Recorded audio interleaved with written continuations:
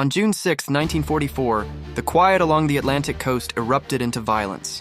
German officers awoke to a chaos they never expected, and in the confusion, the course of history began to shift. One commander made a call that would change everything, while another refused to believe the reports coming in. Deep in a bunker, someone slowly realized they had been fooled for months. These were 3 distinct decisions and 3 different reactions that culminated in one massive turning point. Yet at that moment, none of them saw what was really coming next. The first reports arrived in the darkness. The phone rang at 2 a.m. in a German command post, and the officer who answered felt the blood drain from his face. The words coming through the receiver did not make sense at first. The report spoke of ships, hundreds of them appearing off the coast. He thought it had to be a mistake, or perhaps a drill. The Allies would not attack here, not at Normandy. Everyone knew the real invasion was destined for Calais. That was what the intelligence said, and that was what Berlin believed. But the reports kept coming in. There were paratroopers dropping inland, explosions rocking the beaches, and naval guns firing in the dark. The officer tried to call his superior, but there was no answer. He tried again, yet there was still nothing. The communication lines had been cut in multiple places. By 3 a.m., coastal observers sent another message stating that the ships were not leaving. Instead, they were getting closer, and landing craft were being lowered into the water. Something massive was happening, and nobody in command seemed to know what to do about it. The question soon became urgent. Should they wake up Hitler? A paralyzing hesitation took hold of the German command. Hitler was asleep, and everyone was terrified to wake him. This sounded strange, but it was the truth. The Führer had gone to bed late after watching a film, and his staff had strict orders never to disturb his sleep. Anyone who broke this rule faced serious consequences. So the officers waited. They watched the reports pile up and saw the invasion growing by the minute, but they did not act. Field Marshal Erwin Rommel was not even in France. He was in Germany celebrating his wife's birthday. He thought the weather was too bad for any invasion, as the forecasts had shown storms, and he believed the Allies would not dare cross the Channel in such conditions. He was wrong. General Hans Speidel was left in charge. He read the reports and knew something big was happening, but without permission from the top, he could not move the Panzer divisions. Those tanks were Germany's best hope to push the Allies back into the sea, but the authorization had to come from Hitler himself, and Hitler was still sleeping. The deception had worked brilliantly. Many German officers still believed Normandy was just a distraction. For months, the Allies had run a brilliant trick by creating fake armies, inflatable tanks, dummy planes, and fake radio chatter. All of it pointed to Calais as the invasion site, and German intelligence bought it completely. Even now, with Allied soldiers landing on 5 different beaches, some commanders thought the real attack was still coming elsewhere. They believed this was just a diversion to pull German forces away from Calais, so they held back. They kept their strongest units in position, waiting for an invasion that would never come. One officer, General Erich Marx, was celebrating his birthday that morning. When he heard about Normandy, he was skeptical. But as the hours passed, doubt crept in. He looked at the maps and read the reports again. The scale was too large and too organized. Then it hit him. This was not a diversion. This was the real thing, and they had been fooled from the start. By sunrise, the confusion turned into desperate calls. German officers were making frantic attempts to contact their superiors. They needed reinforcements, they needed the Panzer tanks, and they needed air support. But every request got blocked because the system was too slow and too bureaucratic. One officer tried to move his forces toward the beaches, but was told to wait for orders. Those orders took hours to arrive. Another officer watched from a bunker as Allied troops pushed inland. He could see them through binoculars, thousands of soldiers and vehicles rolling off landing craft while naval ships fired massive shells. His own troops were outnumbered and overwhelmed. Some units fought hard while others surrendered quickly. The defensive positions that had taken years to build were falling in hours. Radio messages became more desperate, pleading for help immediately as the enemy broke through and positions could not be held. But help did not come fast enough. The Atlantic Wall, the fortress Hitler had bragged about, was crumbling.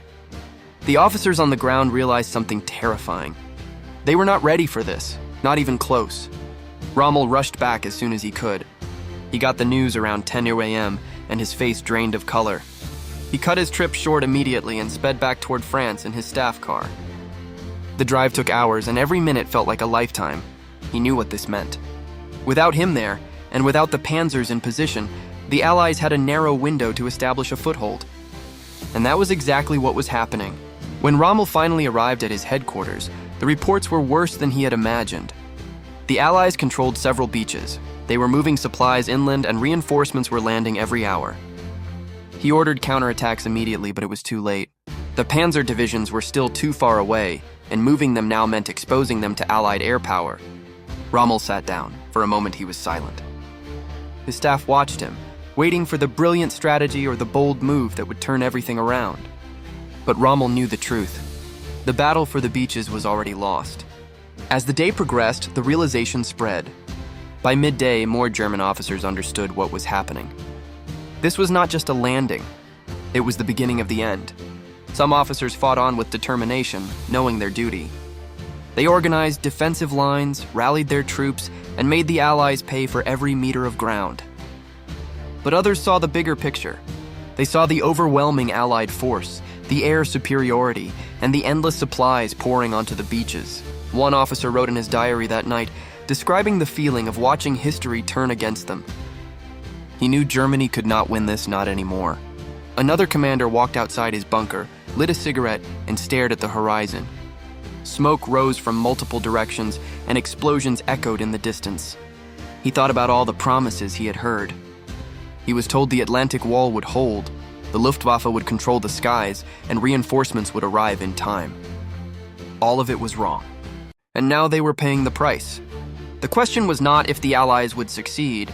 It was how long Germany could delay the inevitable strategic collapse. The next few days revealed the full scope of the disaster.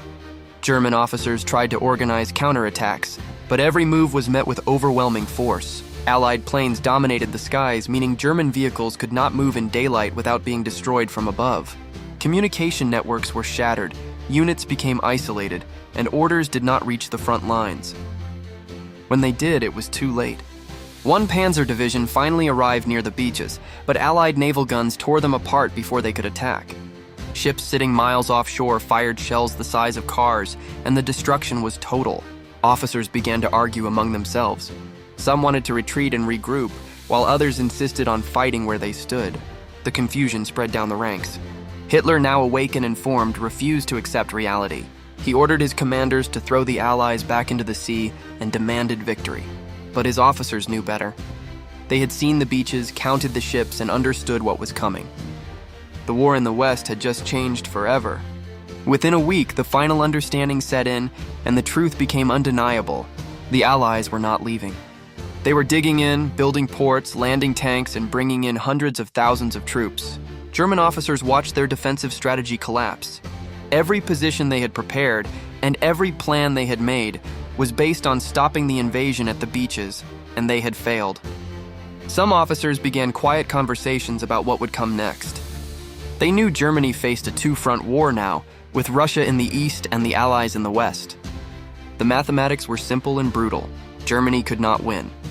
A few thought about survival, about protecting their men, and about minimizing the devastation that was coming. Others remained loyal to the end, willing to fight until there was nothing left to fight with. But deep down, even the most dedicated officers realized what June 6th really meant. It was not just a battle. It was not just a landing. It was the beginning of Germany's defeat, and they saw it happen in real time. The D-Day invasion changed everything in 1944. The reaction of the German officers revealed a military caught completely off guard. Operation Overlord succeeded because of Allied deception and German hesitation. The impact of the Normandy invasion was immediate and devastating. From their perspective, the turning point of World War II happened in hours, not days. This historical overview shows how one morning shattered Germany's Atlantic defense and opened the path to Berlin. The response came too late to matter.